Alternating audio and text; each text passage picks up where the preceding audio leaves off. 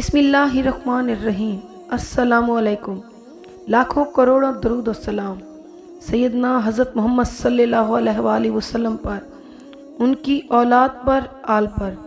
अल्लाह ताला मग़फ़िरत फरमाए हम पर, आप पर और तमाम उम्मत मुसलमान पर। दोस्तों, आज की वीडियो में हम आपको मस्जिद अक्सा के बारे में 40 दिलचस्प हक़ाइक़ से आगाह करने जा रहे हैं। ये हक़ाइक़ और मालूमात जानना हर मुसलमान के लिए इंतहाई ज़रूरी है, इसलिए वीडियो को आखिर तक ज़रूर देखिए। मस्जिद अक्सा के बारे में 40 अहम हक़ाइक़ और मालूमात जो हम आपको बताने जा रहे हैं, उनमें से बहुत सी बातें ऐसी हैं कि मुसलमानों की अक्सरियत भी उनसे वाकिफ़ नहीं है, जिनमें से हर एक इंतहाई अहम है। नंबर 1, मस्जिद अक्सा एक गुम्मत का नाम नहीं है, बल्कि एक मुकम्मल अहाता का नाम है।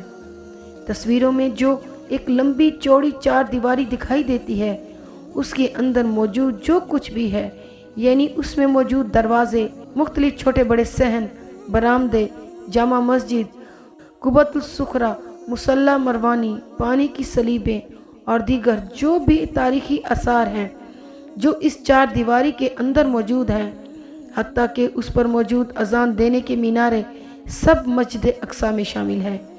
ये पूरी जगह सिवाय कुबतुल सुखरा और जामा मस्जिद के बग़ैर छत के है।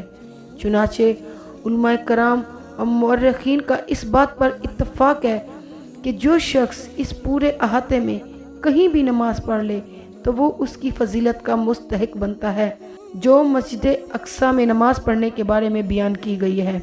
नंबर 2, मस्जिद अक्सा की कई नाम हैं जो सब के सब उसकी बुलंदी और फजीलत का इजहार करते हैं। बाज़ उलमा ने इसके 20 नाम जमा किए हैं, अलबत्ता मशहूर नाम दीन है, मस्जिद अक्सा, बैतुल मुक़द्दस और ईलिया है। नंबर 3, ये मस्जिद मुक़द्दस शहर के एक टीले पर वाक़या है और ये मस्जिद इस एतबार से दुनिया की वाहिद तरीन मस्जिद है कि इसके अहाते में जिस कदर तारीखी आसार मौजूद हैं, वो किसी और जगह मौजूद नहीं है। इस मस्जिद का कुल अहाता 40,104 मुरब्बा मीटर पर फैला हुआ है। नंबर 4, ज़मीन पर मस्जिद हराम के बाद दूसरे नंबर पर बनने वाली मस्जिद यही मस्जिद अक्सा है। हज़रत अबू ज़र रज़ी अल्लाह ताला अन्हा से रिवायत है कि मैंने रसूल अल्लाह सल्लल्लाहु अलैहि वसल्लम से पूछा कि ज़मीन पर सबसे पहले कौन सी मस्जिद तामीर की गई, तो आप सल्लल्लाहु अलैहि वसल्लम ने फरमाया, मस्जिद हराम। मैंने पूछा फिर उसके बाद कौन सी, तो आप सल्लल्लाहु अलैहि वसल्लम ने फरमाया, मस्जिद अक्सा। और फिर मैंने पूछा इन दोनों की तामीर में कितनी मुद्दत का फ़र्क है, तो आपने फरमाया 40 साल।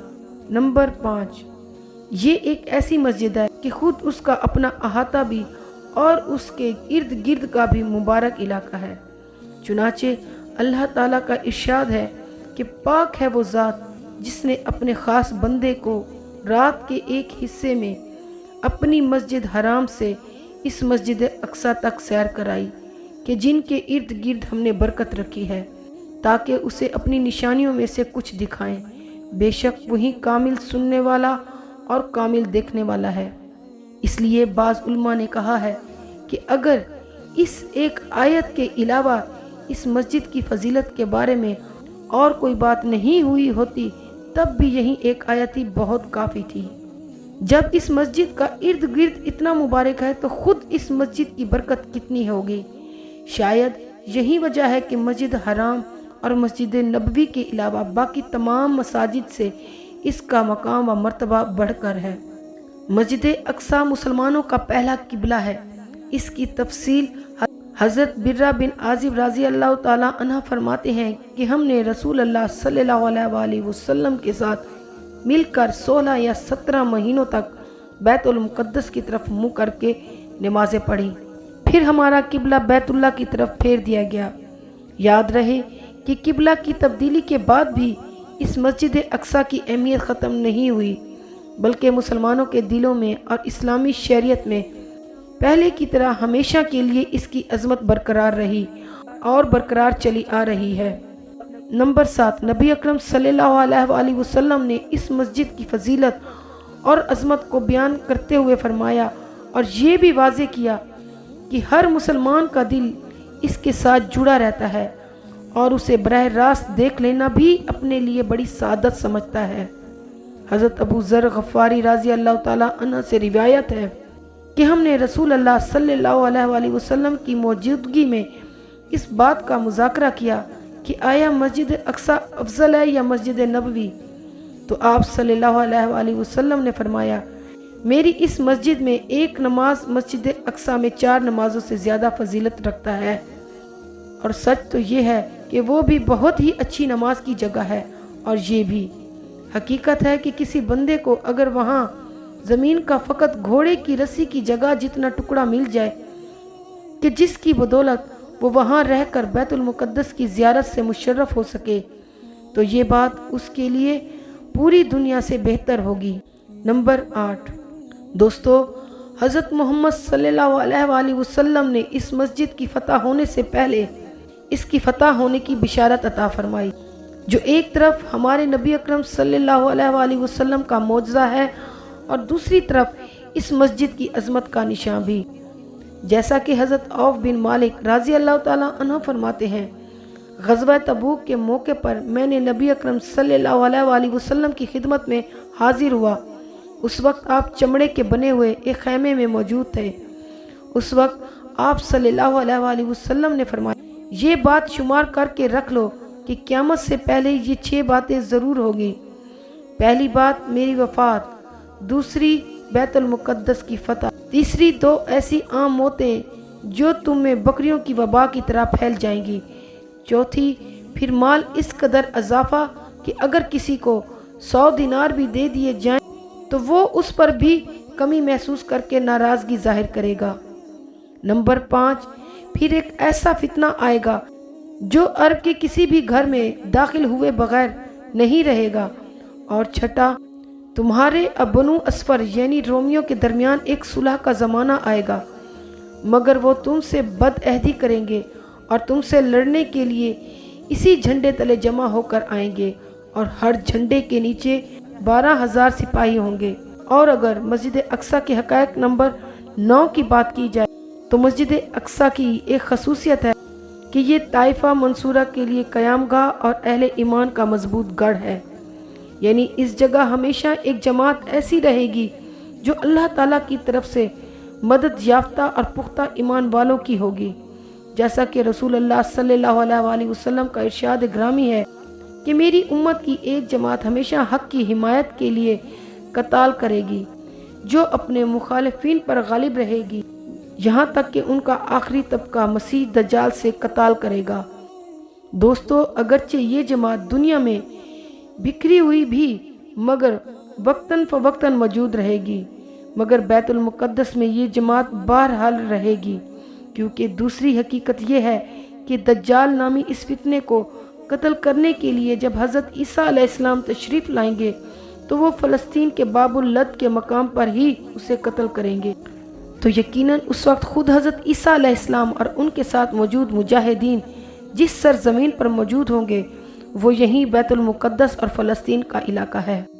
نمبر 10، مسجد اقصی بیت المقدس اور بلاد الشام یعنی ارض محشر یعنی جمع ہونے کی جگہ بھی ہے، اور ارض منشر یعنی دوبارہ زندہ کر کے اٹھائے جانے کی جگہ بھی، جیسا کہ نبی اکرم صلی اللہ علیہ وآلہ وسلم کی باندی حضرت میمونہ بنت سعد رضی اللہ تعالیٰ عنہ فرماتی ہیں کہ میں نے پوچھا، اے اللہ کے نبی، آپ ہمیں بیت المقدس کے بارے میں کچھ بتائیے، تو آپ صلی اللہ علیہ وآلہ وسلم نے فرمایا، وہ جمع ہونے اور دوبارہ جی اٹھنے کی جگہ ہے۔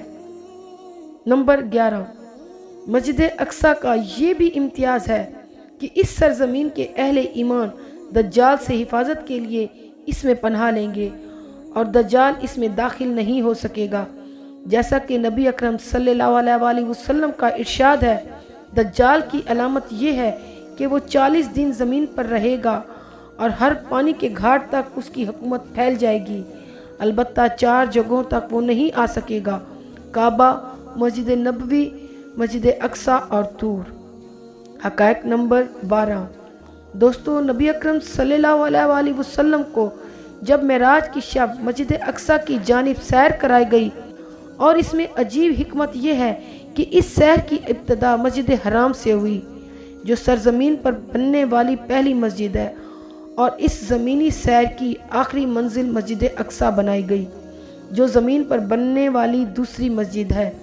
اس طرح نبی اکرم صلی اللہ علیہ وسلم کے لیے دو قبلے اور ان کی فضیلت جمع کر دی گئی، اور اس کے ساتھ آپ صلی اللہ علیہ وسلم کے خاتم الانبیاء کا اشارہ بھی دے دیا گیا، جیسا کہ نبی اکرم صلی اللہ علیہ وسلم فرماتے ہیں کہ میرے پاس براق لایا گیا۔ یہ ایک سفید رنگ کا قدرے لمبا جانور تھا، جو گدھے سے کچھ بڑا اور خچر سے کچھ چھوٹا تھا۔ اس کا قد وہاں تک بڑھتا تھا جہاں تک آدمی کی نظر پڑتی تھی۔ میں اس پر سوار ہو کر بیت المقدس پہنچ کر اسے اس حلقے کے ساتھ باندھ دیا جہاں دیگر انبیاء کرام اپنی سواری کو باندھتے تھے۔ پھر میں مسجد میں داخل ہوا اور وہاں 2 رکعت نماز پڑھی، اور پھر باہر آیا تو جبریل علیہ السلام میرے پاس 2 برتن لائے، ایک میں شراب تھی اور دوسرے میں دودھ۔ میں نے دودھ والا برتن لے لیا تو جبرائیل علیہ السلام نے فرمایا، آپ نے فطری چیز کو پسند کیا ہے۔ پھر ہمیں وہاں سے آسمان کی طرف لے جایا گیا۔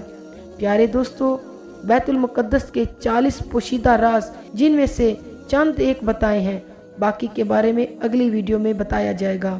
امید ہے آپ کو میری ویڈیو پسند آئی ہوگی، تو میری آنے والی ویڈیو کو دیکھنے کے لیے میرے چینل کو لائک، سبسکرائب اور شیئر کریں۔ جزاک اللہ۔